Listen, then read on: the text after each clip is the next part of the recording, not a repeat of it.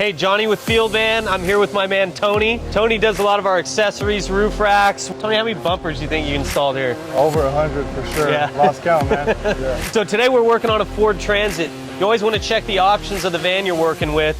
This Transit here has adaptive cruise, collision assist.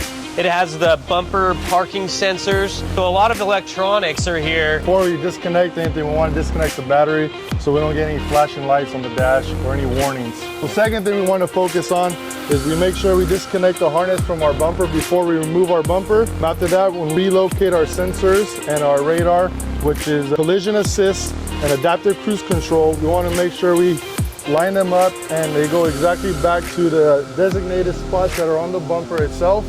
Same orientation. If you don't focus on those, you may get some lights, so you want to focus on that.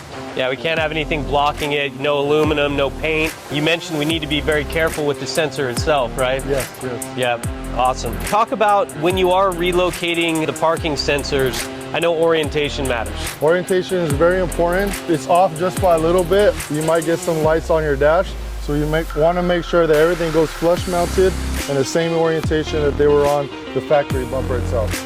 All right, yeah, so once you get all that stuff, you button them up, everything kind of has torque specs. Yes, the instruction manual has all the torque specs and everything.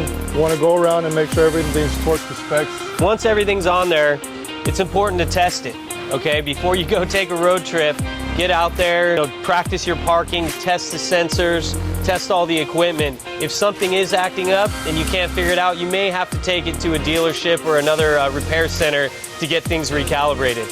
But yeah, Tony, he's been doing this a long time. Not always as easy as your first one as your over 100th. But yeah, it's important you take the steps that we talk about. Refer to the instruction manual to do everything properly. Yep. All right, well, thanks, Tony. Yeah.